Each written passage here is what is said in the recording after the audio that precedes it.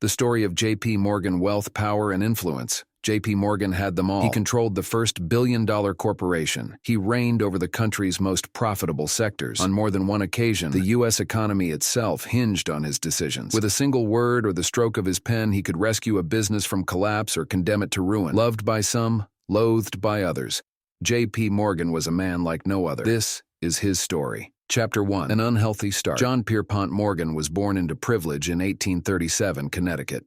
His father, Junius Spencer Morgan, was a successful banker who provided John with the finest education, aiming for him to follow in his footsteps. But despite his wealth, John's childhood was marked by illness. He was frequently bedridden, suffering from violent coughing fits, migraines, and illnesses like scarlet fever. His poor health kept him from playing with other children, leaving him inside, often studying or poring over financial reports. At one point, John was incapacitated by rheumatic fever, and his father sent him to the remote Azores Islands, believing the climate would improve his condition. John lived there alone for almost a year. When his health improved, he resumed his studies, attending schools in Boston, Switzerland, and Germany. By the age of 19, in 1857, he was ready to enter the world of business. Thanks to his father's connections as a junior partner at George Peabody & Cusson, a London-based banking firm, John secured a position on Wall Street, working for a firm that managed Peabody's interests in America. Part of his role involved writing reports on America's political and financial affairs, which was still considered an emerging market at the time. However, John's father worried that his son's impulsive nature would hinder his success as a banker. This fear was highlighted in 1859, when John, while visiting New Orleans, made a risky decision to purchase an entire shipment of Brazilian coffee using company funds. Although he turned a profit, his father and senior partners were displeased with such bold risks. By 1861, at the age of 24, John decided to strike out on his own, leaving the security of his established firm. He started his own company, still acting as an agent for his father's bank in England. That same year, John married Amelia Sturgis, his first love. For a brief time, life seemed perfect, but soon after, Amelia fell ill with tuberculosis. Despite their efforts to help her recover, including an extended honeymoon in the Mediterranean, she passed away just 4 months after their wedding. Devastated by the loss, John immersed himself in work. At the same time, the United States was plunged into the Civil War. Though John was eligible for the draft, he paid $300 for a substitute to take his place. That didn't stop him from profiting from the war, however. One of his most infamous deals involved purchasing 5,000 outdated Hall carbine rifles from the government for $3.50 each, making minor modifications, and selling them back to the government for $22 each. A staggering 600% profit, though it earned him no favor with the public or government. Chapter 2. The Railroad Tycoon. In 1871, Morgan saw a golden opportunity.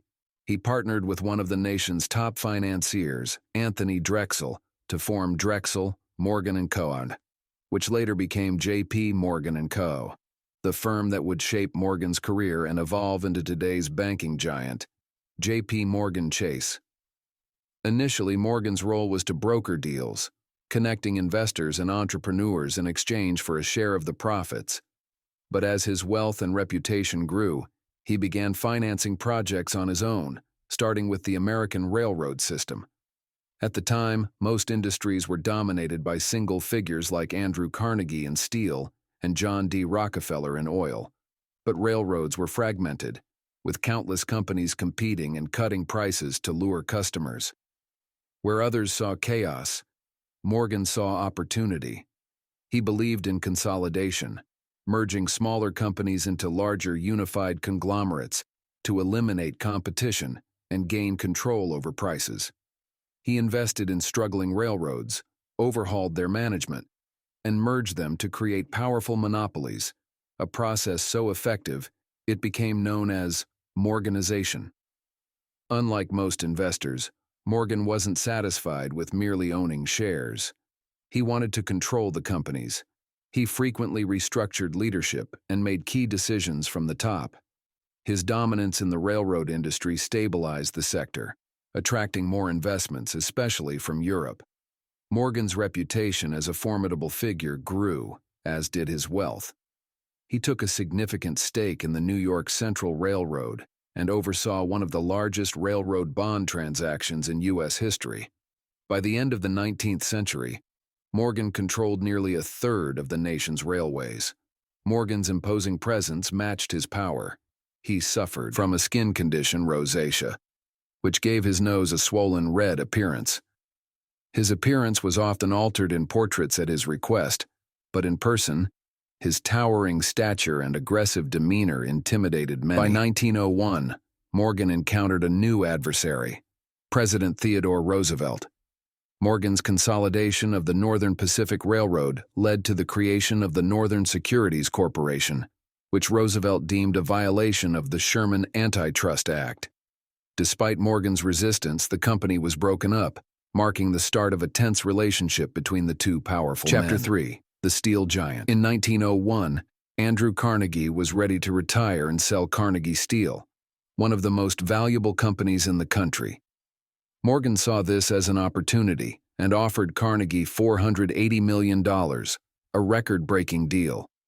Morgan didn't stop there. He merged Carnegie Steel with other companies to create U.S. Steel, the world's first billion-dollar corporation, controlling 2/3 of America's steel production. By this point, Morgan had conquered both the steel and railroad industries and played key roles in the creation of General Electric and AT&T. His unmatched ability to form powerful corporate giants was undeniable. Chapter 4. Crisis Manager. In 1893, the U.S. faced an unprecedented economic depression. The stock market crashed, banks failed, and the government's gold reserves dwindled, threatening to undermine the dollar's value. President Grover Cleveland turned to Morgan for help. Morgan led a syndicate of bankers to purchase $65 million in government bonds, replenishing the nation's gold reserves and restoring confidence in the economy. His actions saved the U.S. from collapse, but also raised concerns about the vast influence one man held over the country's financial system. In 1907, another financial crisis loomed, and once again, Morgan stepped in. He organized leading bankers and orchestrated a rescue plan, injecting capital into struggling banks to prevent widespread bankruptcies. Despite his advanced age and failing health, Morgan's decisive actions saved the economy once again.